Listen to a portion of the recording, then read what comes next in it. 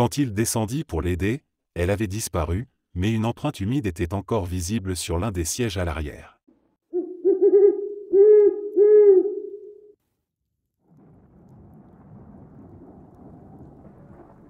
Autour du lac de Grandlieu, les eaux sont calmes, le silence profond. Il y règne une atmosphère étrange, comme si le lieu gardait un secret depuis des siècles. Les pêcheurs, les promeneurs, les riverains le savent, ce n'est pas un lac comme les autres. Car sous sa surface miroitante, se cache, ou se cachait, une ville entière, aujourd'hui engloutie. Son nom, Herbauges. La légende raconte qu'Herbauges était autrefois une cité opulente, brillante comme l'or au soleil couchant. Elle se dressait là où le lac s'étend aujourd'hui. Ses rues étaient pavées, ses maisons sculptées dans la pierre blanche, et son peuple fier et insouciant. Mais la richesse et l'orgueil avaient peu à peu remplacé la foi et la bonté. C'était une ville de fêtes, de vins, de danses nocturnes sous les étoiles, où l'on riait fort et où l'on priait peu. On disait qu'on y célébrait des rituels étranges, des banquets païens, et que l'on se moquait des moines et des pèlerins. Une ville qui vivait dans la démesure, où le vice était devenu vertu. Un jour, saint Martin de Vertou, missionnaire inlassable, vint prêcher dans cette ville.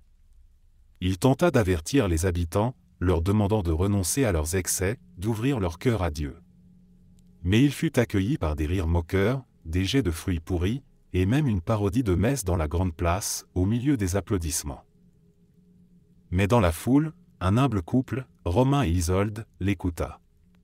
Ils offrirent à saint Martin le gîte et le pain, le réconfortant dans sa peine. Le saint leur dit alors: « Demain, au lever du jour, quittez cette ville. Ne vous retournez pas marcher, et ne doutez pas. » Et ils obéirent. Cette nuit-là, il se passa quelque chose que personne ne put jamais expliquer. Le ciel, sans avertissement, s'assombrit. Le vent souffla avec la force d'un ouragan. La terre trembla. Et au cœur de la nuit, un rugissement immense se fit entendre, comme si le sol s'ouvrait lui-même pour avaler les hommes. Herbauges disparut. Littéralement. Là où s'élevaient ses clochers et ses palais, il ne resta que de l'eau. Une eau noire, sans fond. Le lac de Grandlieu était né. Mais ce n'était pas une mort sans trace. Romain et Isolde, fuyant la cité, marchaient à travers les champs encore humides du déluge. Pris de panique, Romain se retourna pour voir si tout cela était vrai. Et aussitôt, raconte-t-on, il fut pétrifié. Isolde, prise de chagrin, fit de même et connut le même sort. 2 statues de pierre, aujourd'hui perdues dans les roseaux, seraient les témoins silencieux de leur désobéissance. Encore aujourd'hui, chaque année, à la veille de Noël, quand le vent souffle juste comme il faut et que la lune est haute, certains affirment entendre les cloches d'Herbauges résonner depuis les profondeurs du lac. Comme si la ville, maudite, continuait à vivre sous les eaux, figée dans son dernier instant de fête.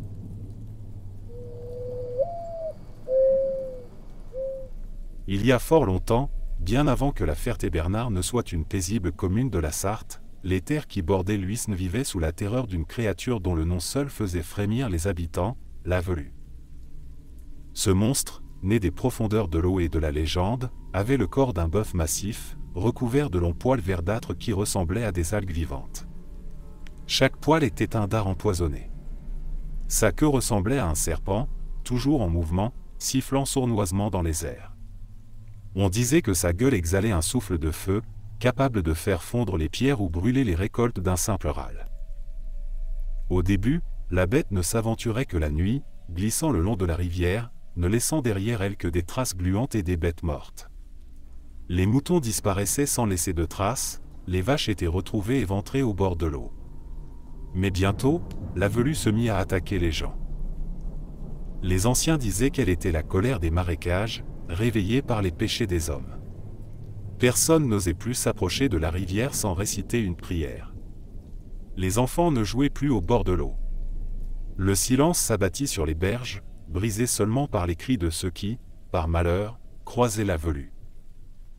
Puis vint Guérin, un jeune forgeron du village. Il était aimé pour sa gentillesse et sa force, mais plus encore pour l'amour qu'il portait à Ophélie, la fille du meunier. Leur fiançailles devait avoir lieu à l'automne, et tous attendaient avec joie leur union, une lumière au milieu de l'ombre que la velue avait fait planer sur la ville. Mais un matin, le corps d'Ophélie fut retrouvé au bord de l'Uisne, sans vie, la peau marquée de centaines de brûlures, les yeux figés dans une expression d'horreur. Il ne faisait aucun doute qu'elle avait croisé la bête. Guérin ne parla pas pendant 3 jours. Il resta enfermé dans sa forge, ne mangeant ni ne buvant. Puis, au 4e jour, il émergea, vêtu d'un manteau de cuir qu'il avait lui-même trempé dans un mélange d'herbe et de cendres. Dans ses mains, il tenait une lance dont la pointe était trempée dans de l'eau bénite volée à l'église. Il annonça qu'il allait tuer la velue. Les anciens tentèrent de le retenir, lui parlant de tous ceux qui n'étaient jamais revenus. Mais Guérin était porté par une autre force, celle de la colère et de l'amour brisé. Il passa plusieurs jours à guetter la créature, postée près des eaux, invisible dans les broussailles. Il vit des choses qu'il ne pourrait jamais raconter. Des silhouettes à moitié humaines dansant au clair de lune sur la rive. Des murmures qui sortaient de l'eau, l'appelant par son nom. Mais il ne céda pas. Puis, une nuit, la velue sortit des flots. Énorme, glissante, ses poils s'agitaient comme des serpents. Guérin se jeta sur elle avec une rage inhumaine. Il savait que la seule partie vulnérable de la bête était sa queue. Il esquiva les jets de flammes, les dards qui pleuvaient sur lui, et planta sa lance en plein dans la jointure écailleuse de la queue. La velue hurla, un son si puissant qu'il fit éclater les vitres des maisons du village. L'eau de la rivière bouillonna, puis s'apaisa. Le monstre agonisa en une pluie de vapeur et de sang noir. Au matin, les habitants découvrirent Guérin, allongé sur la berge, grièvement blessé mais vivant. Il ne parla plus jamais, mais les gens racontent qu'il souriait, comme s'il avait retrouvé Ophélie de l'autre côté du combat. La bête ne revint jamais. Mais parfois, quand la brume s'élève sur l'Uisne, on dit qu'on peut entendre le souffle rauque d'un monstre qui regrette d'avoir défié le cœur d'un homme. La nuit est tombée sur la route départementale 178, quelque part entre Segré et Ancenis. Les phares balaient les talus, les bois, les fossés. Il n'y a personne. Rien. Juste le ronronnement du moteur et l'asphalte qui défile. C'est souvent là, dans ces silences épais, que le chien noir apparaît. Ce n'est pas un animal errant, ni un chien de ferme en vadrouille. Non. Ceux qui l'ont vu le décrivent avec précision, et toujours de la même façon, un grand chien, presque trop grand pour être vrai, au pelage noir profond, aux yeux rouges ou luisants comme de braise. Il surgit soudainement au bord de la route ou juste derrière les véhicules, comme s'il les suivait sans jamais ralentir. Il ne grogne pas. Il ne court pas. Il glisse, silencieux, à la hauteur des roues ou des portières. Certains chauffeurs disent même l'avoir vu dans leur rétroviseur, poursuivant leur camion pendant des kilomètres sans jamais s'essouffler. Et puis, il disparaît. Brutalement. Comme s'il n'avait jamais été là. Mais le plus troublant, c'est ce qui arrive après. Les histoires sont nombreuses, mais l'une revient souvent dans les relais routiers entre Nantes et Laval. Celle de Jean-Louis, un chauffeur de citerne, prudent et méthodique. Un soir d'hiver, alors qu'il roulait depuis plusieurs heures sans pause, il sentit une fatigue étrange le gagner. Ce n'était pas juste l'épuisement, c'était une torpeur, un voile qui lui tombait sur les yeux. C'est à ce moment-là qu'il le vit. Le chien noir. Immobile, en bord de route, le regardant fixement. Jean-Louis cligna des yeux, puis le perdit de vue. 10 minutes plus tard, il le revit. Mais cette fois, il courait à côté de sa portière. À la même vitesse que son camion. Le chauffeur crut à une hallucination. Mais au lieu de paniquer, il ralentit. Par instinct. 2 kilomètres plus loin, à l'entrée d'un virage, un tronc d'arbre venait de s'effondrer sur la chaussée. S'il n'avait pas freiné, il n'aurait jamais pu s'arrêter à temps. Depuis ce jour, Jean-Louis raconte que le chien noir n'est pas un présage de mort, comme beaucoup le pensent. Mais un avertissement. Un messager. Un gardien de ceux qui vont trop vite, de ceux qui ne savent pas qu'ils sont à 2 doigts de s'endormir à jamais. Mais ce n'est pas toujours aussi simple. Une autre histoire circule, bien plus sombre. Celle d'un conducteur qui, agacé de voir un chien le suivre sur plusieurs kilomètres, a voulu lui rouler dessus. Il a foncé. Il l'a percuté. Le choc fut violent. Mais quand il est descendu pour voir le corps, il n'y avait rien. Pas une goutte de sang. Pas une trace. Rien. Le lendemain, sa femme le trouva mort dans son lit, le regard figé vers le plafond, les yeux rouges. Alors aujourd'hui, quand un chauffeur voit le chien noir courir à ses côtés, il ne klaxonne pas. Il ne l'ignore pas. Il ralentit. Il allume sa radio. Il dit parfois un petit merci à voix basse. Et il prie pour que cette nuit, il ne suive que lui.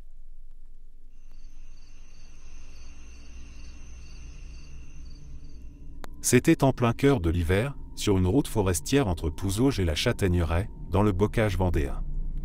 Loïc, un chauffeur de poids lourd d'une quarantaine d'années, roulait seul après avoir livré du matériel à une exploitation agricole isolée.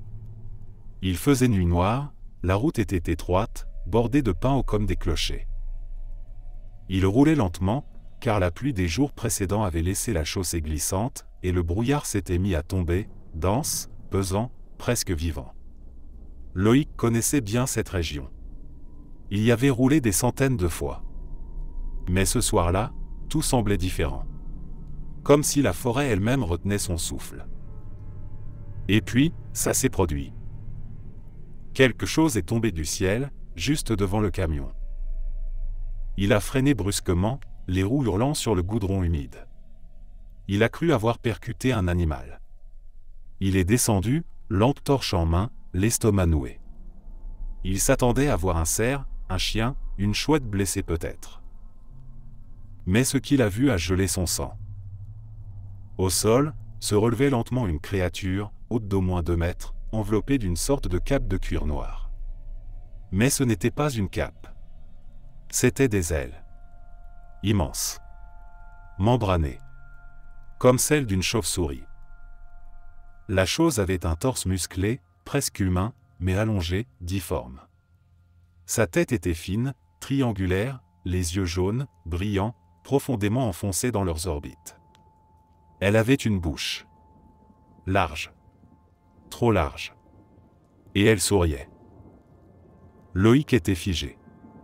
La créature a levé la tête, l'a regardé, et a poussé un cri aigu, métallique, un son que Loïc décrira plus tard comme un hurlement qu'on aurait ralenti et inversé.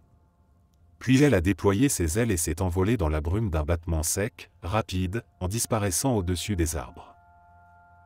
Il est resté planté là un moment, incapable de bouger, le cœur cognant dans sa poitrine. Quand il a enfin repris la route, il n'a pas mis la radio. Il n'a pas parlé. Il a roulé jusqu'à l'aube, les phares fixés droit devant, comme s'il craignait que la chose revienne. Les jours suivants, il a tenté de comprendre. Il a fouillé les journaux locaux, interrogé les anciens du coin.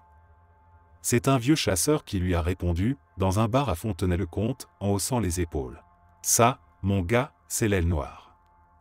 Il y en a qu'un qui l'a vu, c'est celui qu'elle n'a pas emporté. La prochaine fois, tu n'auras peut-être pas cette chance. » Depuis, la légende de la chauve-souris humanoïde circule dans les bois du sud de la Vendée et jusque dans le Haut-Anjou. Certains disent que c'est un démon ancien, d'autres un survivant d'un monde oublié. Mais tous s'accordent sur une chose, ce n'est pas de ce monde. Et si tu entends un battement d'aile au-dessus de ton véhicule, la nuit, ne regarde pas en l'air.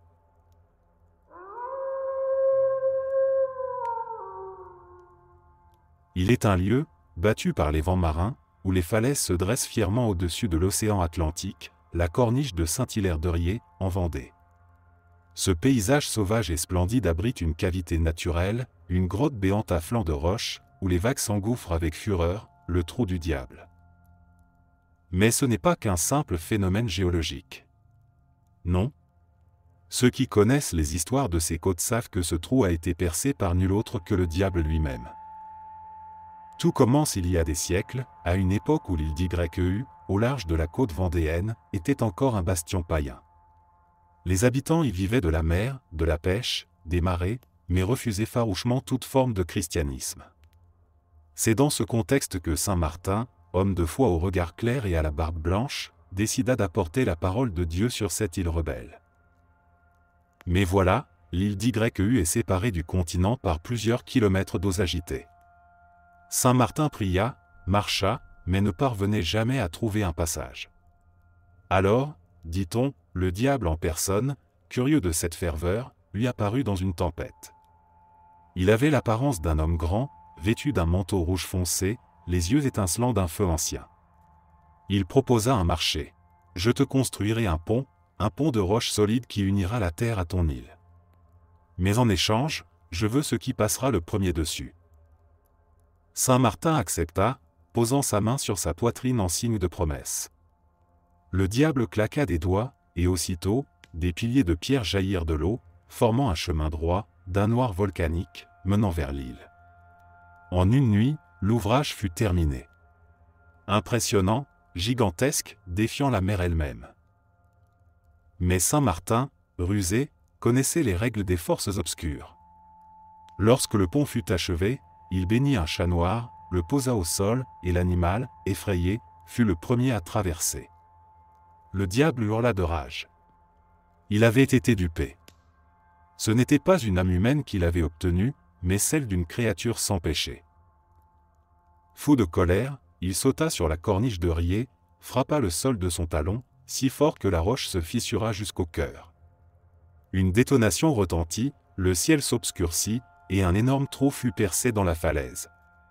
L'océan s'y engouffra avec fracas, creusant encore et encore cette cavité qui, encore aujourd'hui, rugit aux marées hautes.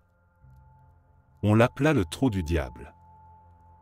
Depuis ce jour, les marins passent devant avec respect, certains faisant même un signe de croix avant de s'éloigner. Les anciens racontent qu'à la tombée du jour, on peut encore entendre les coups de sabot du diable frappant la roche, et que si l'on s'approche trop près, le vent transporte des murmures anciens, comme des promesses brisées.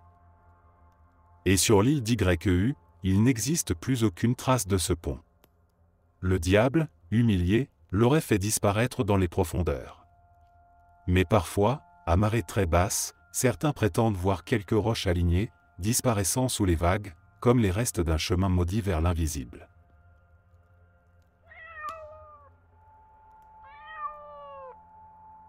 À Nantes, certains automobilistes ont reçu des contraventions étranges.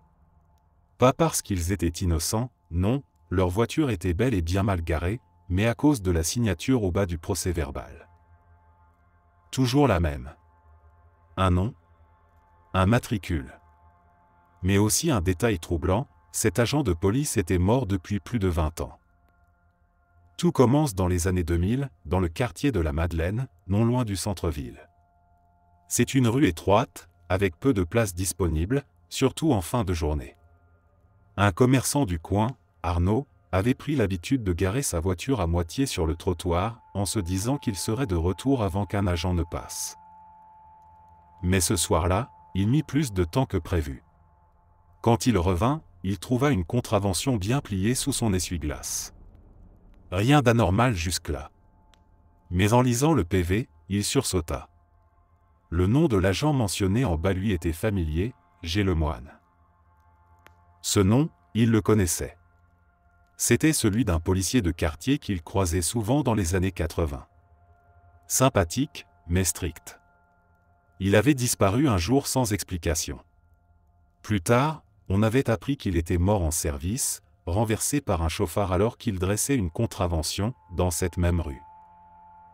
Pensant à une mauvaise blague ou à une coïncidence, Arnaud paya l'amende, puis en parla autour de lui. Et il découvrit qu'il n'était pas le seul. Un fleuriste, une infirmière, même un jeune livreur Uber, tous avaient reçu une contravention avec ce même nom d'agent mort depuis des décennies. À chaque fois, dans la même zone. Toujours à la tombée du jour. L'un d'eux, intrigué, se rendit au commissariat pour signaler l'anomalie. L'agent au guichet consulta le dossier, fronça les sourcils, puis répondit « C'est impossible. Le moine est mort depuis 1994. Et personne n'a repris ce matricule depuis. » L'affaire aurait pu en rester là, mais une chose a changé depuis. À chaque fois qu'une contravention signée Gélemoine est retrouvée, aucune caméra n'enregistre l'agent en question. Aucun témoin ne l'a jamais vu à l'œuvre. Mais les PV sont là. Officiels. Horodatés. Incontestables. Aujourd'hui, les habitants du quartier racontent que le moine n'est jamais vraiment parti. Qu'il continue, à sa manière, à faire respecter les règles, même après la mort. Et que ceux qui dédaignent ces contraventions ont des soucis de frein les jours suivants. Alors si un soir tu te gares un peu vite dans une rue calme de Nantes et qu'au retour tu trouves un PV plié net sous ton essuie-glace, regarde bien la signature. Si c'est « J'ai le moine », ne râle pas trop fort. Il se pourrait bien qu'il t'entende.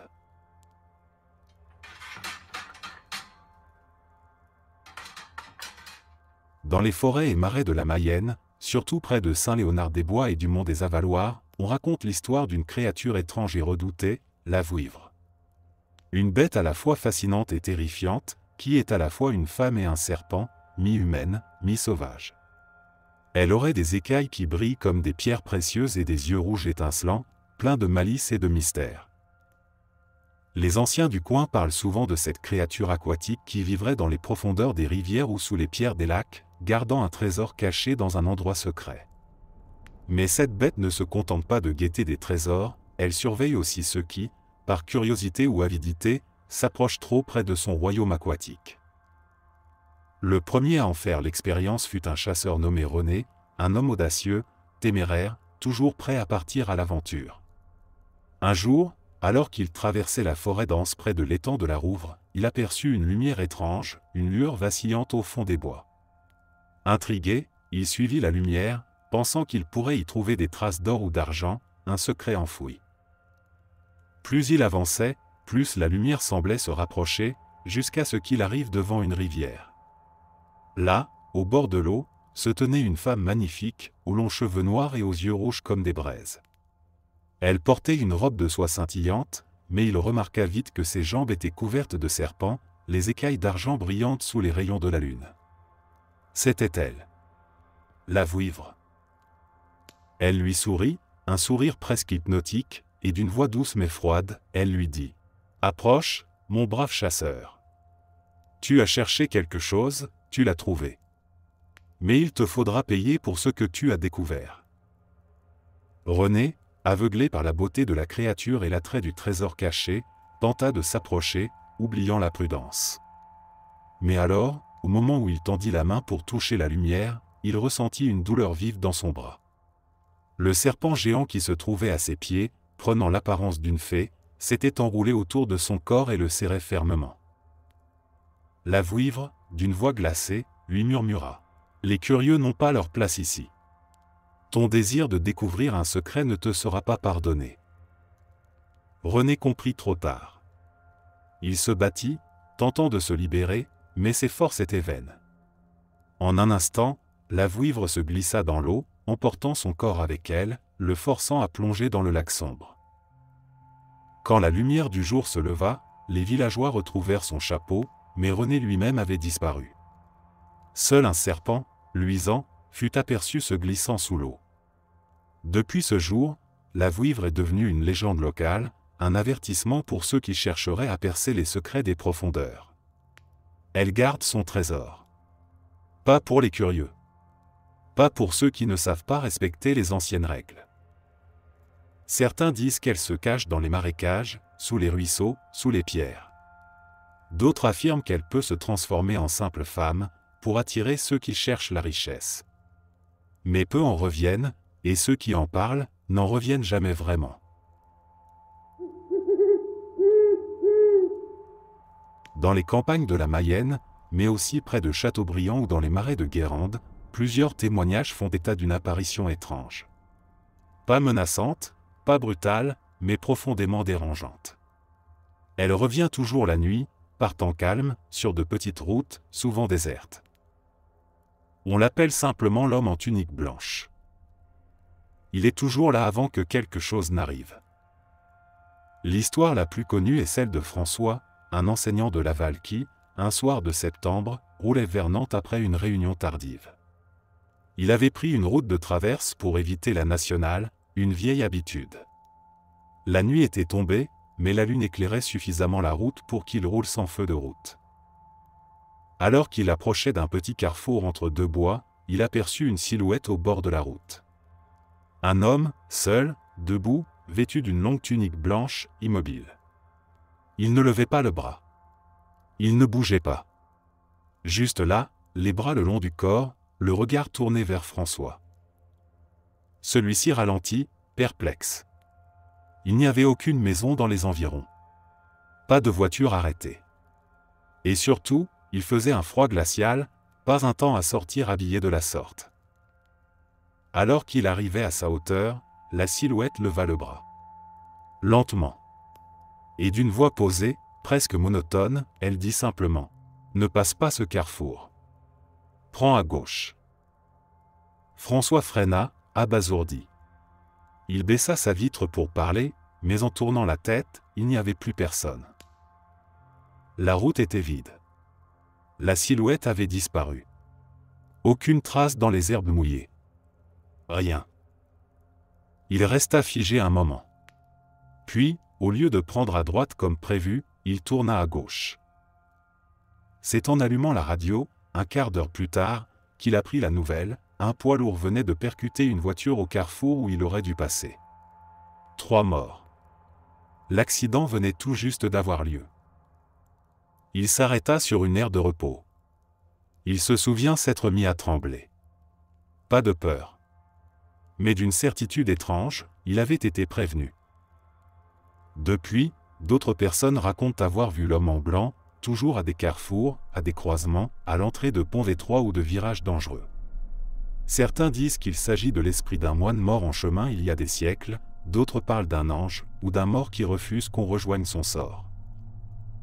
Il ne revient jamais 2 fois au même endroit. Il ne parle que s'il le faut. Et il n'insiste pas. Mais ceux qui l'ont écouté sont encore en vie pour en parler. Et ceux qui l'ont ignoré, on ne sait pas ce qu'ils ont vu. Ni s'ils ont eu le temps de comprendre.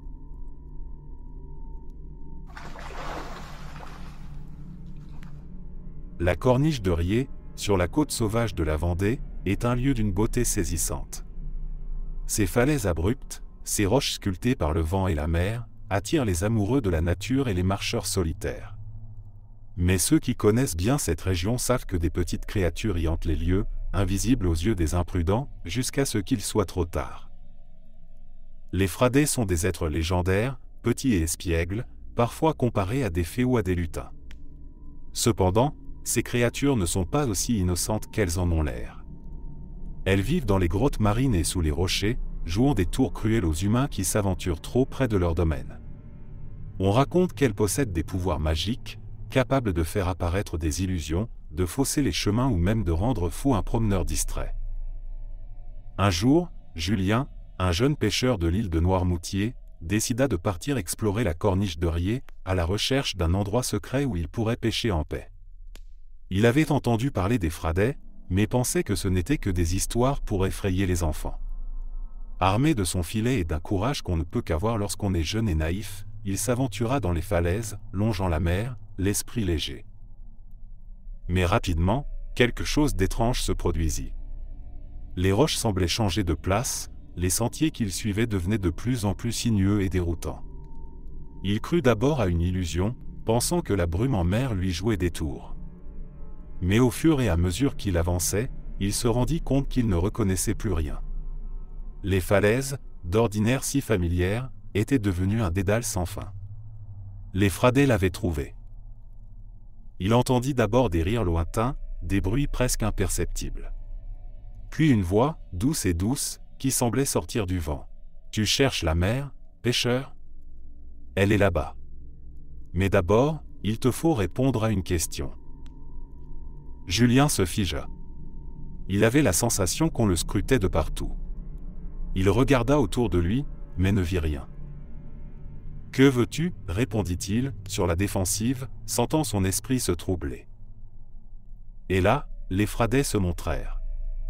Ils sortirent de derrière les rochers, petites créatures aux yeux brillants, vêtues de feuilles et de lianes, se moquant de lui avec des rires cristallins. « Nous te donnerons la mer, mais tout a un prix. » Soudain, Julien se sentit tout de suite pris dans un piège. Il se retrouva à marcher sans pouvoir s'arrêter, son corps glissant contre sa volonté, les Fradets l'entraînant dans un dédale de roches et de forêts. Tout autour de lui se déformait, les arbres se tordant et les rochers se déplaçant comme des créatures vivantes. Ils l'avaient piégé dans leur monde, un monde où les lois du temps et de l'espace n'étaient plus. Le jeune homme n'eut d'autre choix que de suivre les créatures jusqu'au cœur de leur royaume secret. Là, dans une grotte cachée derrière un rideau d'algues marines, il aperçut un trésor de coquillages scintillants, au centre d'un cercle magique. Les Fradets le poussèrent vers ce trésor et lui ordonnèrent de le prendre. Mais dès qu'il posa la main sur l'une des coquilles, un hurlement déchirant résonna dans la grotte, et les Fradets disparurent instantanément, riant à gorge déployée. Julien, pris de panique, se précipita vers la sortie, mais il se retrouva de nouveau sur les falaises, sans avoir vu le temps passer. En remontant sur la côte, il se rendit compte qu'il n'avait pas pêché un seul poisson ce jour-là. Les Fradets l'avaient mené en dehors du temps, l'emprisonnant dans un monde où il n'avait plus de prise sur rien. À chaque fois qu'il revenait près des falaises, il entendait leur rire, loin dans le vent, comme un avertissement. Les anciens disent que les Fradets ne pardonnent jamais, et qu'ils jouent toujours avec les âmes des imprudents qui s'aventurent sur leur territoire. Si tu les vois, ne les écoute pas. Ne t'arrête pas. Ne réponds pas à leurs questions. Car les Fradets ont le pouvoir de t'enlever ton âme, et de t'emprisonner pour toujours dans leur monde secret, où la mer et les falaises n'ont plus de fin.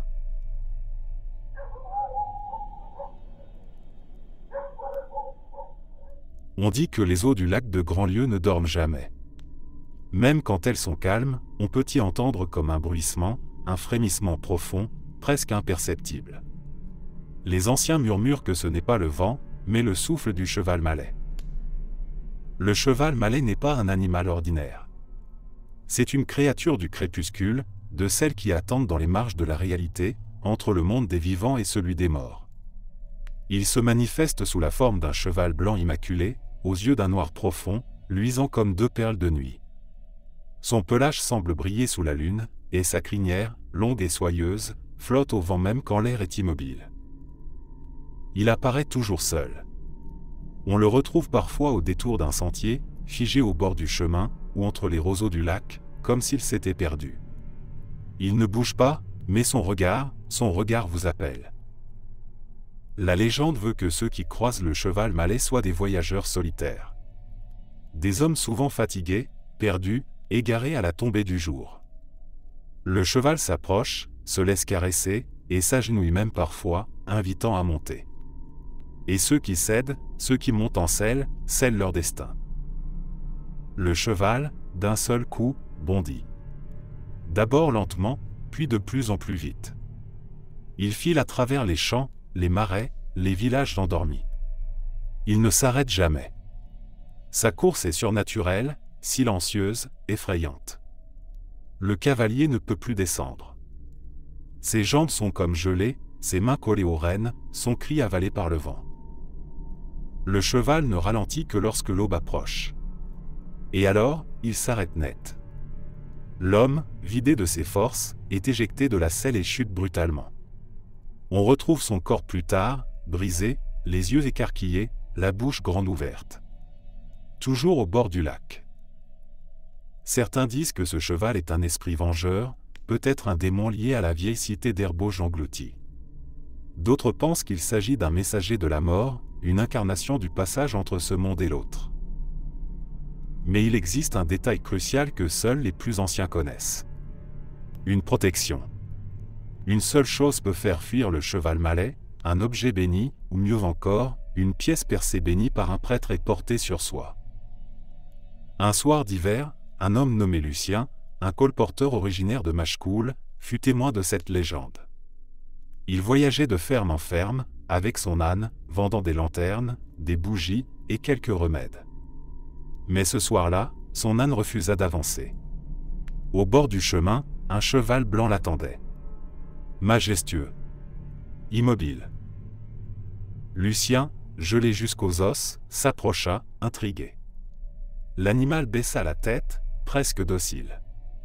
Il n'avait pas peur, pourtant son cœur battait fort. Juste au moment où il allait poser la main sur la crinière, une pièce tomba de sa poche. Une vieille pièce percée qu'il portait comme gris-gris. La pièce roula jusqu'au sabot du cheval.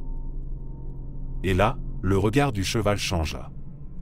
Il recula lentement, souffla bruyamment, puis disparut dans un tourbillon de vent et de poussière, comme s'il n'avait jamais été là.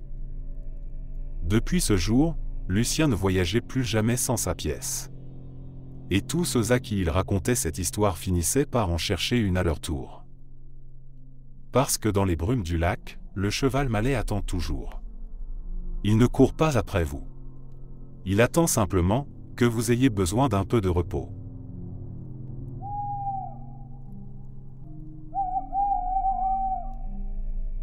L'île d'Ain, perdue dans les eaux profondes du lac de Grandlieu, est un lieu particulièrement étrange. Les pêcheurs qui naviguent à ses abords ne s'y aventurent jamais après la tombée de la nuit. Pourquoi ? Parce que dans cette île se trouve un puits ancien, oublié des cartes et des légendes officielles, mais toujours là, tapi dans l'ombre de l'histoire. Ce puits, qui semble tout à fait ordinaire au premier abord, n'est pas simplement une source d'eau. Selon les anciens récits, il serait le lieu où une créature maléfique a été enfermée depuis des siècles.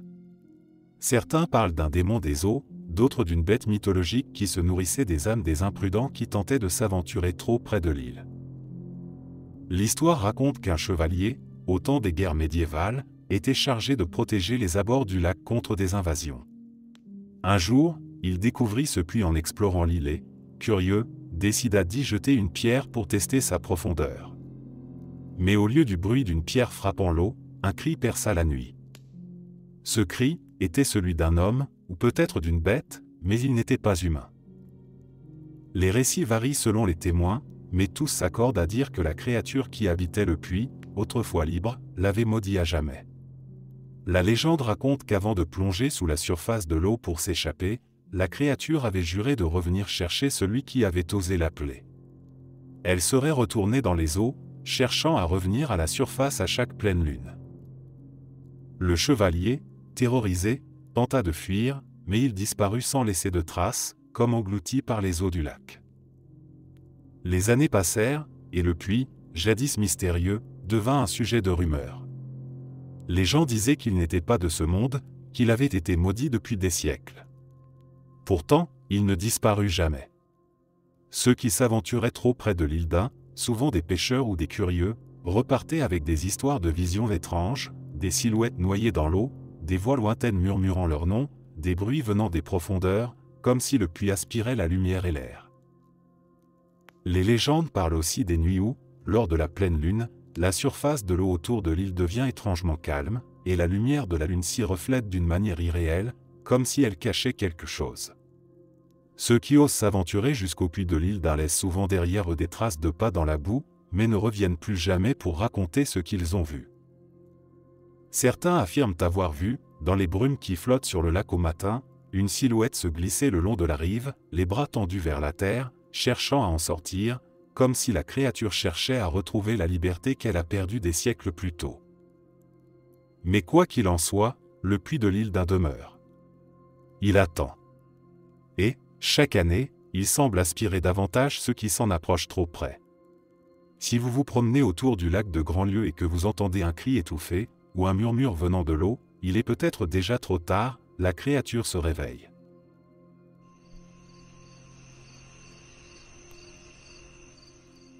Dans les forêts sombres de la Vendée, parmi les mégalithes anciens, se trouve le dolmen de la Pierre Levée. Ce monument, gigantesque et imposant, ne ressemble à aucun autre. C'est une ancienne pierre dressée, dont la forme et la taille suggèrent une époque lointaine, bien avant l'histoire écrite. Mais derrière sa majesté se cache un secret, un pacte ancien qui attend d'être sollicité. La légende raconte qu'un génie réside dans ce dolmen, un être ancien qui attend ceux qui osent s'approcher et qui, en échange d'un vœu, demande un prix. Mais ce prix n'est jamais ce qu'il semble. L'histoire d'Hélène, une jeune femme du village voisin, nous éclaire sur ce mystère. Hélène vivait dans une ferme pauvre, où les récoltes étaient maigres et la vie difficile. Un jour, alors qu'elle se promenait dans les bois, elle aperçut la silhouette imposante du dolmen. Curieuse, elle s'en approcha, ignorant les avertissements des anciens qui parlaient de la pierre levée comme d'un endroit maudit. En s'approchant du monument, Hélène sentit une atmosphère étrange, un frisson parcourant sa peau. Soudain, une voix, grave et ancienne, s'éleva du centre du dolmen. « Tu souhaites quelque chose, humaine ?» Hélène, surprise mais fascinée, s'agenouilla et répondit « Je souhaite que ma ferme prospère, que mes terres donnent des fruits abondants et que ma famille ne manque jamais de rien. » La voix s'éteignit, et un vent chaud souffla autour d'elle, faisant frémir les feuilles. Puis, la silhouette du génie se matérialisa, une forme massive faite de lumière et d'ombre. Il avait des yeux étincelants et une chevelure qui flottait comme si elle était faite d'air. Son sourire était à la fois bienveillant et mystérieux. « Ton vœu sera exaucé. Mais sache ceci, humaine, chaque richesse a son prix. Accepteras-tu ce prix ?» Hélène, aveuglée par l'espoir et la pauvreté de sa situation, répondit sans réfléchir. « Oui, je l'accepte. » Le génie sourit plus largement, et dans un éclat de lumière, il fit un signe de la main. Le vent s'apaisa, et la scène sembla redevenir normale, comme si rien ne s'était passé. Mais Hélène, confiante et pleine d'espoir, repartit vers sa ferme, sans se douter de ce qui allait se produire. Le lendemain, elle retrouva son champ rempli de récoltes magnifiques. Des fruits énormes, des légumes éclatants, des fleurs rares et précieuses. Tout ce qu'elle touchait semblait prospérer. Les voisins, ébahis, vinrent lui rendre visite, admirant son incroyable chance. Mais la prospérité avait un prix, comme le génie l'avait dit. Les mois passèrent, et Hélène commença à se sentir étrange. Chaque fois qu'elle touchait un objet de valeur, un sentiment de vide profond envahissait son cœur. Bientôt, elle remarqua que sa famille se comportait étrangement. Ses parents semblaient de plus en plus fatigués, ses frères et sœurs devenaient distants, et leur santé se détériorait. Leurs yeux perdaient de leur éclat, et une sorte de maladie invisible semblait les frapper tous à tour de rôle. Un soir, désespérée, Hélène retourna au dolmen. Là, elle rencontra à nouveau le génie, qui l'attendait patiemment. « Tu vois maintenant, humaine. Le prix de ton vœu a été payé. » Les yeux de Hélène se remplirent de larmes. Elle demanda « Pourquoi ? Pourquoi mes proches sont-ils en train de dépérir ?» Le génie la regarda, une lueur de tristesse dans ses yeux. « Les vœux ont un prix, Hélène. Tu as demandé des richesses, et tu as reçu des terres fertiles, mais à quel prix ? Ceux que tu aimes doivent payer pour ce que tu as reçu. Ton vœu a pris la vie de ceux qui t'entourent. La richesse matérielle ne saurait jamais remplacer ce que tu as perdu. » Hélène, bouleversée, tenta de supplier le génie de revenir en arrière, de réparer son erreur. Mais le génie se contenta de secouer la tête. Le vœu a été fait.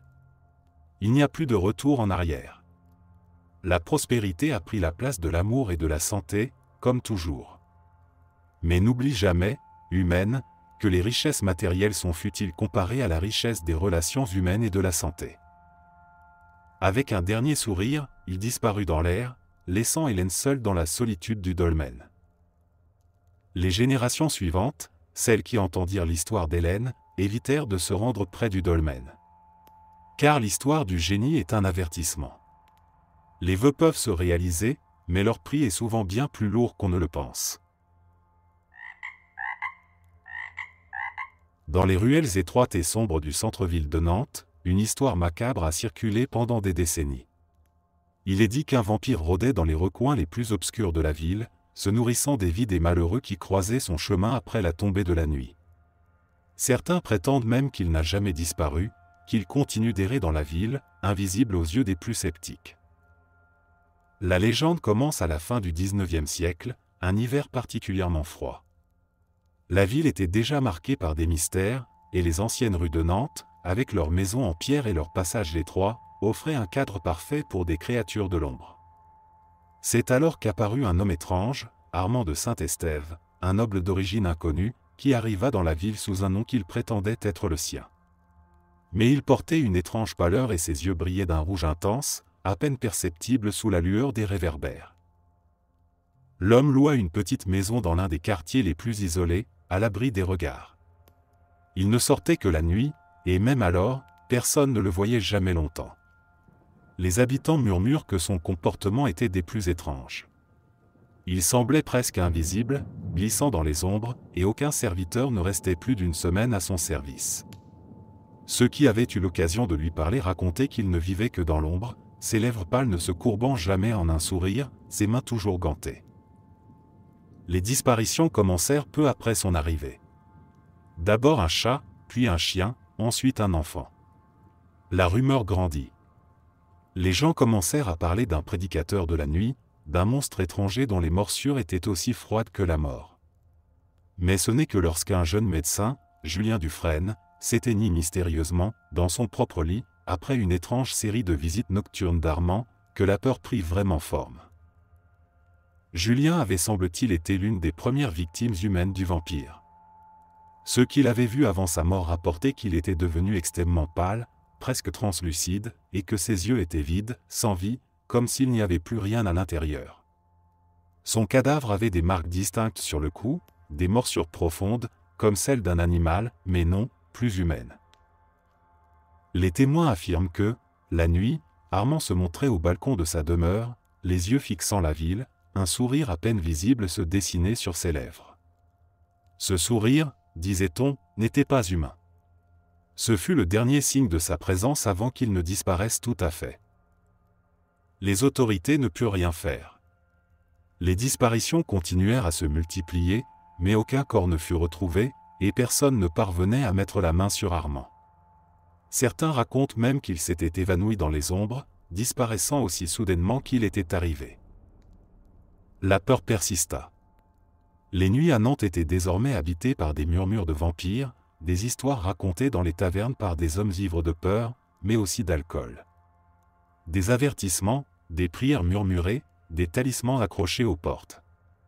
Tout cela ne fit qu'alimenter la rumeur selon laquelle Armand n'était pas un simple homme, mais un être immortel, un prédateur nocturne qui reviendrait à chaque pleine lune pour assouvir sa soif de sang. Certains disent qu'il est encore là, quelque part dans la ville, invisible aux yeux des passants, toujours en quête de nouveaux candidats à ses morsures. D'autres, moins crédules, affirment que cette histoire n'était qu'une légende urbaine. Mais, selon les plus âgés, les esprits des victimes du vampire rôdent toujours la nuit, dans les coins sombres de Nantes. Et si vous vous aventurez seul dans une ruelle mal éclairée, à la tombée de la nuit, n'êtes-vous pas un peu curieux de savoir si Armand de Saint-Estève vous observe depuis l'ombre ?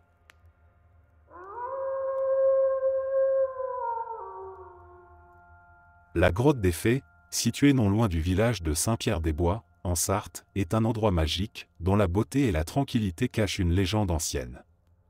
L'entrée de la grotte est simple, presque modeste, une petite fissure dans la roche, dissimulée par des fougères et des ronces, comme si la nature elle-même cherchait à garder le secret. Mais derrière cette façade ordinaire se cache un monde mystérieux, que peu d'humains ont jamais exploré en profondeur. Les fées de cette grotte ne sont pas des créatures légères et bienveillantes comme on pourrait s'y attendre. Non, celles qui habitent ces lieux sont sauvages, indomptables, et leur magie est aussi dangereuse que belle. Elles vivent dans les ténèbres de la grotte, qui est leur refuge, mais aussi leur prison. L'histoire commence il y a bien longtemps, lorsqu'un jeune berger nommé Gérard partit en quête d'un rare minéral qu'on disait capable de guérir les blessures graves. Les anciens du village, avertis par les rumeurs, lui avaient dit de ne pas s'aventurer près de la grotte, mais Gérard, curieux et intrépide, n'en écouta que son désir de découvrir ce secret caché. Un jour, après plusieurs heures de marche, il parvint enfin à l'entrée de la grotte. Il se faufila à travers les fougères et se retrouva dans un monde totalement différent. L'air était plus frais, et des lueurs mystérieuses émanaient des parois de la grotte. Des cristaux enchâssés dans la roche scintillaient, et de petites voix, légères comme des brises, semblaient l'appeler. En entrant un peu plus dans l'obscurité, Gérard aperçut d'abord des formes floues, des ombres qui se déplaçaient rapidement, presque invisibles à l'œil nu. Puis, il les aperçut clairement, des créatures lumineuses, petites et éthérées, qui dansaient autour de lui. Les fées. Elles étaient aussi belles que dangereuses. Elles n'étaient pas humaines. Leur corps était translucide, mais leurs yeux brillaient d'une lumière étrange, d'un éclat surnaturel. Leurs voix étaient comme des murmures portés par le vent, et elles semblaient chanter une mélodie que Gérard ne pouvait pas comprendre, mais qui l'envoûtait. Une des fées, plus grande que les autres, s'approcha de lui. Elle avait une chevelure d'argent qui scintillait dans la lumière des cristaux, et son regard perça l'âme de Gérard. Elle lui sourit, mais son sourire était mélancolique. « Pourquoi viens-tu ici, jeune humain ?» lui demanda-t-elle d'une voix douce mais imposante. Gérard, un peu nerveux, expliqua qu'il était à la recherche du minéral magique pour soigner son père malade. La fée le regarda longuement, comme si elle évaluait ses intentions. Puis, elle prononça des mots qui résonnèrent dans la grotte comme un écho. « Les humains ne comprennent pas. Ce que tu cherches, il est à nous. Il n'est pas fait pour guérir des blessures. » « Alors, je ne peux pas l'avoir ?» demanda Gérard, désespéré. Elle se tourna alors vers les autres fées, et une conversation silencieuse se déroula, comme si elles se communiquaient par des pensées invisibles. Puis la fée s'approcha à nouveau de lui. « Tu es venu pour guérir, mais ce que tu trouveras ici ne guérira pas ce que tu crois. Si tu veux vraiment ce minéral, tu devras nous en donner quelque chose en retour. » Les fées ne prenaient rien sans compensation. Gérard, ignorant les conséquences, proposa tout ce qu'il avait, ses biens, ses terres, ses bétails. Mais les fées n'étaient intéressées que par un don plus précieux.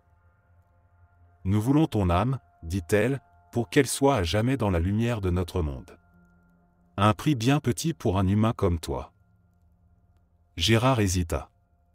Il pensa à son père, à la souffrance qui le rongeait. Mais il savait que ce qu'elle proposait n'était pas un don, mais un piège. Il refusa. Les fées rirent doucement, un rire cristallin qui fit trembler les murs de la grotte. Puis, comme elles étaient venues, elles disparurent dans les ombres, laissant Gérard seul, sous l'immensité de la roche. Depuis ce jour, il n'est jamais revenu au village. Certains disent qu'il erre encore dans les profondeurs de la grotte, devenu un esprit de la forêt, piégé à jamais dans le monde des fées, incapable de quitter le royaume. Les anciens racontent que la grotte est toujours là, attendante. Et ceux qui, par curiosité ou désespoir, s'y aventurent n'en reviennent jamais vraiment. Car les fées ne pardonnent pas facilement ceux qui ont vu leur royaume et qui ont osé le défier.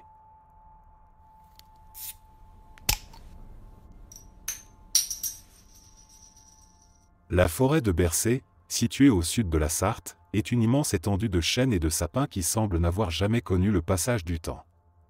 Ces sentiers, envahis de mousse et d'humidité, se tordent entre les troncs gigantesques, créant un labyrinthe naturel que même les locaux peinent à maîtriser. Mais derrière cette beauté paisible se cache une légende bien plus sombre, celle du sorcier de Bercé. Il y a plusieurs siècles, un homme solitaire vint s'installer dans cette forêt. On ne savait rien de lui, si ce n'est qu'il portait toujours une longue robe noire et qu'il marchait toujours nu-pieds, comme s'il était en communion avec la terre elle-même. Son nom ? Mathieu Leclerc. Mais à force de se cacher dans l'ombre des arbres, il devint simplement connu sous le nom de « le sorcier de Bercé ». Les habitants des villages voisins avaient bien remarqué sa présence étrange. Ceux qui osaient s'aventurer dans la forêt pour couper du bois ou ramasser des herbes médicinales rapportaient souvent des histoires bizarres à propos de cet homme. Certains disaient avoir vu des lumières dansantes au cœur de la forêt, comme des feuilles lumineuses flottant au-dessus du sol, guidées par une force invisible. D'autres entendaient des murmures, des voix indistinctes, portées par le vent, mais toujours sans origine visible. Il se disait que Mathieu avait un pacte avec les arbres. Qu'il pouvait communiquer avec eux, leur demander des secrets et même des pouvoirs. Selon certaines histoires, il savait exactement quand les arbres allaient fleurir ou quand un animal devait apparaître, et ces herbes médicinales étaient réputées pour guérir n'importe quelle maladie, même les plus incurables. Mais d'autres racontent que sa magie était noire, que l'homme ne se contentait pas d'étudier la nature, mais qu'il l'utilisait à des fins obscures, parfois au détriment de ceux qui croisaient son chemin. Les rumeurs s'intensifièrent quand plusieurs personnes disparurent dans la forêt. Jacques, un jeune berger du village, partit un jour en quête d'une plante rare, celle qu'on disait capable de guérir les fièvres. La forêt de Bercé était son domaine, mais après quelques heures de recherche, il n'en revint jamais. Les villageois organisèrent des fouilles, mais aucun indice ne fut retrouvé. Tout ce qui demeura fut une étrange trace de pas qui semblait se fondre dans la terre à mesure qu'on s'en approchait, comme si quelqu'un ou quelque chose avait voulu les effacer. Les mois passèrent, et d'autres disparitions eurent lieu. Cette fois, les soupçons se tournèrent vers Mathieu Leclerc. Certains villageois commencèrent à dire que le sorcier attirait ses victimes dans la forêt pour les sacrifier aux esprits des arbres, en échange de pouvoirs toujours plus grands. On racontait même qu'il avait le pouvoir de transformer les gens en arbres, les pétrifiant dans une forme de bois jusqu'à ce qu'ils soient incapables de bouger ou de respirer. Le culte du sorcier devint une vraie menace dans les villages environnants. Une nuit, une poignée de courageux se rendirent dans la forêt pour mettre fin à ce qu'ils pensaient être un culte maléfique. Ils s'enfoncèrent dans les ténèbres du bois, leurs lanternes éclairant à peine les chemins. Puis, soudainement, ils aperçurent une silhouette étrange qui se tenait au centre d'un cercle d'arbres. C'était Mathieu Leclerc. Mais il n'était pas seul. Autour de lui, les arbres bougeaient, leurs branches se tordaient comme des mains qui se saisissaient du sol. Les voix des disparus semblaient chanter dans le vent, un chant étrange, obsédant, comme un appel à la vie. En entendant ce chant, l'un des hommes s'éteignit instantanément, sa silhouette se fondant dans la silhouette d'un chêne, ses yeux devenant durs et vitreux. Les autres, pris de panique, fuyèrent dans la nuit, laissant le sorcier et sa forêt derrière eux. Depuis cette nuit, la forêt de Bercé garde un silence menaçant, mais il est dit que parfois, lors de nuits particulièrement sombres, on entend encore le chant de Mathieu, qui appelle les âmes perdues à rejoindre les arbres. Les anciens du village disent que quiconque ose pénétrer la forêt seul, après la tombée de la nuit, disparaîtra à son tour, transformé en bois ou en pierre, pour être capturé à jamais par les pouvoirs de l'homme au pacte interdit. Il reste aujourd'hui dans la forêt de Bercé une atmosphère lourde, et beaucoup évitent d'y pénétrer, surtout après le coucher du soleil.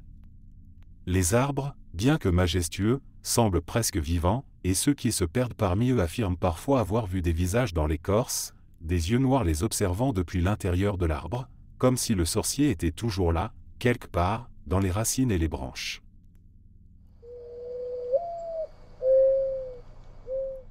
L'abbaye de Fontevraud, située à proximité de Saumur, est un monument majestueux, l'un des plus grands complexes monastiques d'Europe.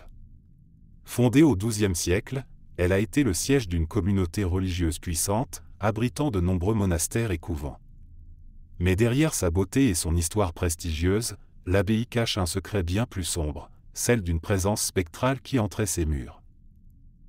Les premières rumeurs à propos des revenants de Fontevraud datent du Moyen Âge, lorsque l'abbaye était encore en activité.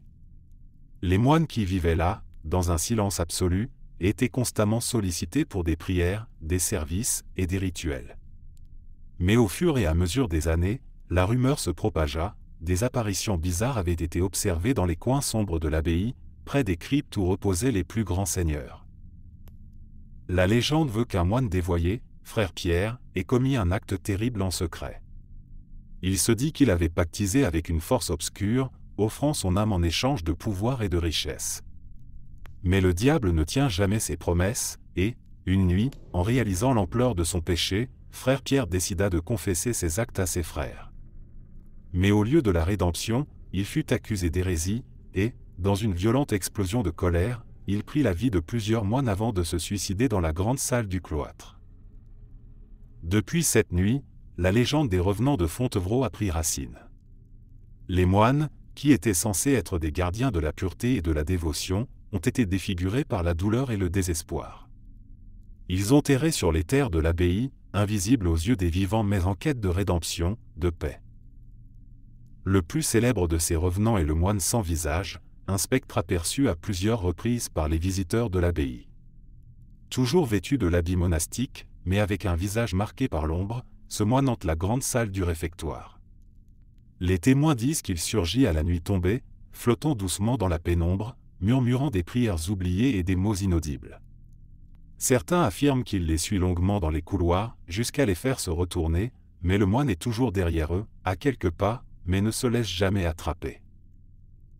Un autre spectre fréquemment aperçu est celui de frère Pierre, l'âme tourmentée, errant autour des cryptes où il a été enterré, cherchant à se libérer de sa damnation.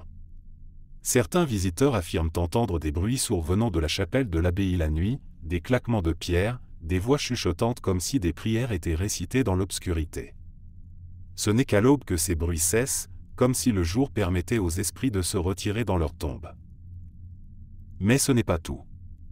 Il est aussi dit que dans les cryptes royales, où reposent Aliénor d'Aquitaine et Henri II d'Angleterre, des phénomènes étranges se produisent. Les visiteurs qui s'y aventurent tard dans la nuit rapportent qu'ils sont parfois accueillis par un froid glacial, que les portes des tombeaux s'ouvrent sans raison, et qu'ils perçoivent des voix lointaines, comme si des âmes anciennes se murmuraient des secrets perdus depuis des siècles.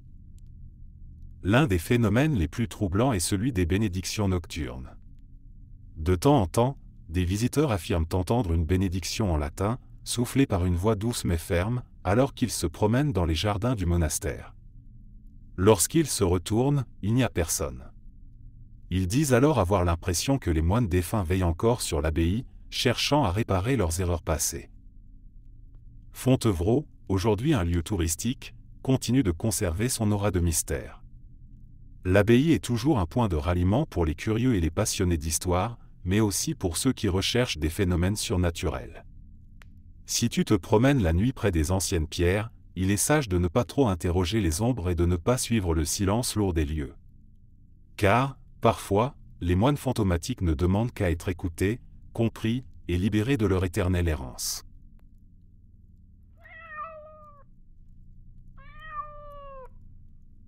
La forêt de Merve, située dans le sud de la Vendée, est un lieu mystérieux et presque ensorcelé, réputé pour son atmosphère inquiétante, surtout la nuit.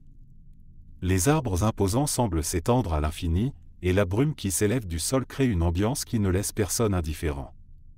Mais ce que peu de gens savent, c'est que la forêt abrite des êtres qui ne sont ni vivants ni morts, les zombies. Cette légende remonte à une époque lointaine, lorsque la forêt était encore un lieu sacré, un terrain de chasse réservé à la noblesse. Les paysans du village voisin, qui travaillaient la terre, n'étaient jamais autorisés à pénétrer profondément dans les bois. Mais un jour, un groupe de paysans, lassés de vivre dans la pauvreté, décida de s'aventurer dans les zones interdites, espérant y trouver des trésors ou des artefacts anciens. Parmi eux se trouvait Jacques, un jeune homme ambitieux, qui rêvait de richesse et de gloire. Le groupe se faufila profondément dans la forêt, ignorant les avertissements des anciens du village. Ils marchèrent pendant des heures, traversant des ruisseaux sombres et des clairières presque abandonnées. Finalement, ils arrivèrent à un ancien sanctuaire caché au fond de la forêt, une structure en pierre oubliée de tous. C'est là qu'ils découvrirent ce qu'ils cherchaient, un calice ancien, orné de pierres précieuses, et des artefacts magiques qui semblaient avoir été abandonnés depuis des siècles. Mais au moment où Jacques posa sa main sur le calice, un cri perça l'air, aussi puissant que l'écho d'un tonnerre. La terre trembla sous leurs pieds, et des ombres surgirent du sol, des formes humaines qui semblaient se lever des ténèbres. Ces êtres, défigurés et corpseux, marchaient vers eux, lents et irréguliers, les yeux vides, fixés sur les intrus. Ce n'étaient pas des morts vivants comme ceux qu'on imagine dans les contes. Non, ce étaient des âmes perdues, des paysans et des forestiers qui, selon la légende, avaient été piégés par un ancien mal. Les zombies de la forêt de Merve n'étaient pas des créatures ordinaires. Ils avaient été maudits, condamnés à errer dans la forêt pour l'éternité, leurs corps décomposés, mais leurs âmes toujours conscientes, piégées dans des corps morts. L'ancien calice magique, en le touchant, avait réveillé cette malédiction et libéré la rage de ces âmes en quête de vengeance. La malédiction était claire, quiconque pénétrerait dans la forêt et perturberait le sanctuaire serait puni en se voyant transformé en l'un de ces êtres inintelligents, condamnés à marcher éternellement dans les bois, à la recherche d'âmes innocentes pour leur voler leur énergie vitale. Jacques et son groupe, pris de panique, tentèrent de fuir. Mais les zombies les suivaient, leurs mouvements lents et traînants dissimulant une force inouïe. Il est dit que ceux qui ont été touchés par ces créatures subissent la lente transformation en zombies, leur corps mourant et leur esprit capturé à jamais dans l'obscurité de la forêt. Jacques, hurlant de terreur, parvint à s'échapper un moment, mais au matin, il était de retour, hanté et inconscient. Il fut retrouvé par un autre groupe de villageois qui le reconnurent à peine. Ses yeux étaient vides, comme ceux des morts vivants, et il n'arrivait plus à prononcer un mot. Dès lors, les disparitions dans la forêt se multiplièrent, chaque nuit, à l'approche de l'obscurité. Les villageois commençaient à parler des ombres mouvantes qui les suivaient lors de leurs promenades dans la forêt, et des voix lointaines, des soupirs d'agonie résonnant au cœur de la nuit. Les anciens racontent que les zombies de la forêt de Merve attendent toujours, dans l'ombre des arbres, prêts à accueillir quiconque ose troubler leur sommeil éternel. Ceux qui s'aventurent trop profondément dans la forêt la nuit sont souvent retrouvés le lendemain, mais leurs yeux sont vides, et ils marchent comme les âmes perdues, sans jamais revenir à la vie.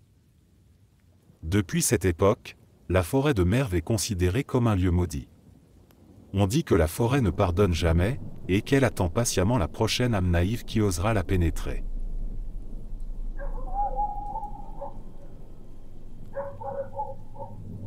La lande de Montsoreau, située près de la rivière Loire, est un endroit isolé et un peu sauvage, avec ses landes herbeuses et ses rochers couverts de mousse. C'est un lieu où la brume se lève tôt le matin et où l'histoire semble s'être figée dans le temps. Mais ce qui fait la renommée de cet endroit n'est pas sa beauté naturelle, mais l'histoire d'une sorcière qui y résida autrefois et qui laissa une malédiction derrière elle. Il y a des siècles, lorsque Montsoreau était un petit village de pêcheurs, vivait une femme mystérieuse, Isolde, connue par tous sous le nom de « la sorcière de la lande ». On la voyait rarement au village, et ceux qui la croisaient parlaient souvent d'un regard perçant et d'une attitude étrange, comme si elle était toujours en communion avec des forces invisibles.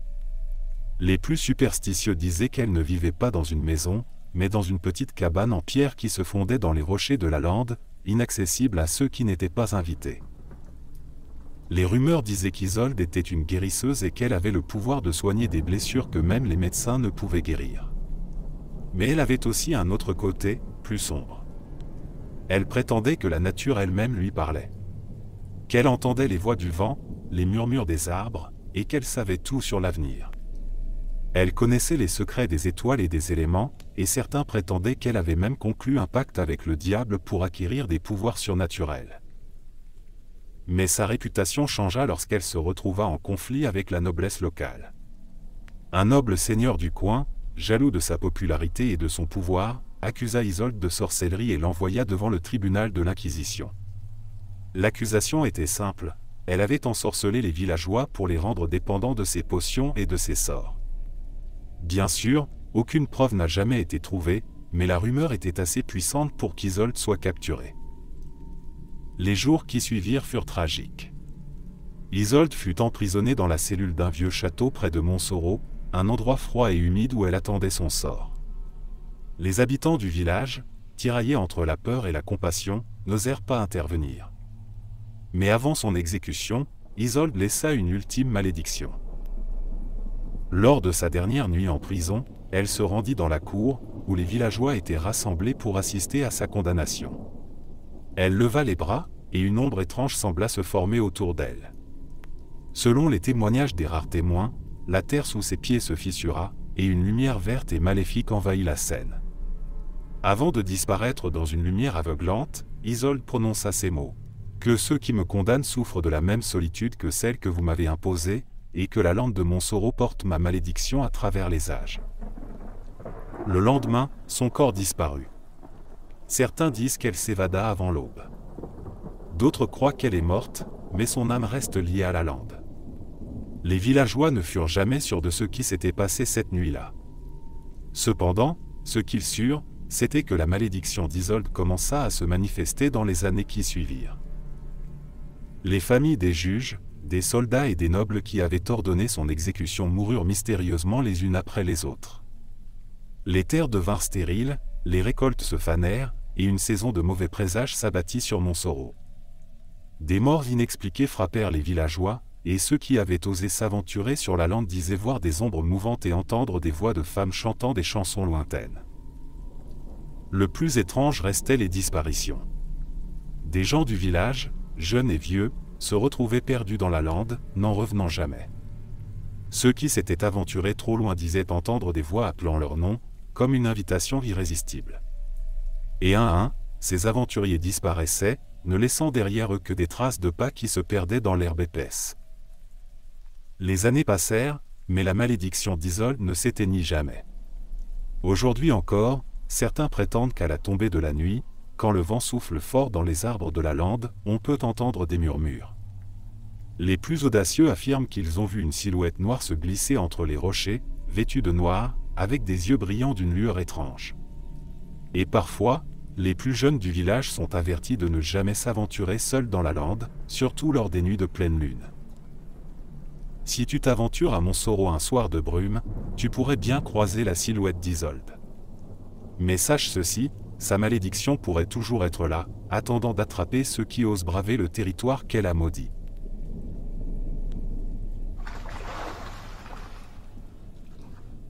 Il y a des routes, la nuit, qui semblent plus longues que d'autres. Plus froides. Plus vides. Dans les campagnes de la Loire-Atlantique, de la Mayenne ou de la Vendée, certains chauffeurs n'osent plus rouler seuls après minuit. Pas à cause des sangliers, ni des virages serrés, mais à cause de celle qui attend. Ils l'appellent la fille en blanc, ou la silencieuse. Elle apparaît toujours de la même façon, sur le bas-côté d'une route de campagne, seule, éclairée par les phares comme une apparition. Elle ne bouge pas, ne fait pas de gestes désespérés. Elle attend. Parfois en robe de mariée, parfois en longue jupe claire et manteau pâle. Son visage est toujours flou, baigné d'ombre ou tourné vers le sol.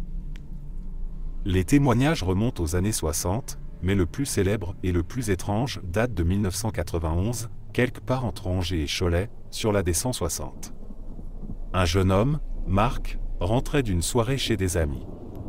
Il roulait tranquillement, musique douce à la radio, quand il aperçut cette silhouette, droite comme une statue, seule au milieu de nulle part. Il ralentit, s'arrêta. Elle leva à peine les yeux. Marc ouvrit la portière sans poser de questions. Elle monta. Elle ne dit rien. Il tenta quelques mots, des banalités, « Vous allez où? Il fait froid ce soir, non ?» Mais elle restait muette. Son regard semblait figé sur la route, les mains croisées sur ses genoux. Pourtant, elle n'était pas hostile. Juste, ailleurs. Marc roula plusieurs kilomètres ainsi. Puis, alors qu'il s'approchait d'un virage connu pour sa dangerosité, elle se tourna lentement vers lui. Et elle parla. Ralentis. Tu vas trop vite. Sa voix était douce, presque désolée. Marc obéit, surpris. Et à cet instant, un sanglier surgit du fossé. Il pila. L'animal passa à quelques centimètres. Le cœur battant, il se tourna vers elle pour la remercier, mais elle n'était plus là. La portière était restée fermée. Aucun bruit. Pas de courant d'air. Juste le vide sur le siège passager. Choqué, Marc s'arrêta sur le bas-côté et mit longtemps avant de redémarrer. Plus tard, en racontant son histoire, on lui dit que 3 ans plus tôt, une jeune femme était morte dans ce virage, lors d'un accident en rentrant de son propre mariage. Depuis, plusieurs automobilistes ont rapporté l'avoir vue. Toujours au même endroit. Toujours silencieuse. Et ce n'est pas la seule. En Vendée, sur la route entre les Herbiers et la Roche-sur-Yon, un conducteur de bus scolaire aurait freiné brusquement en apercevant une jeune fille assise sur le bord de la chaussée. Quand il descendit pour l'aider, elle avait disparu, mais une empreinte humide était encore visible sur l'un des sièges à l'arrière. Les anciens racontent qu'il ne faut jamais poser trop de questions. Qu'il faut simplement respecter ces apparitions. Les prendre, les écouter, et les laisser partir. Car elles ne cherchent pas à vous faire du mal. Elles veulent simplement qu'on ne les oublie pas. Merci d'être resté jusqu'à la fin. N'oubliez pas d'aimer la vidéo, de vous abonner et de partager vos propres histoires en commentaire. On se retrouve demain à la même heure devant ce feu.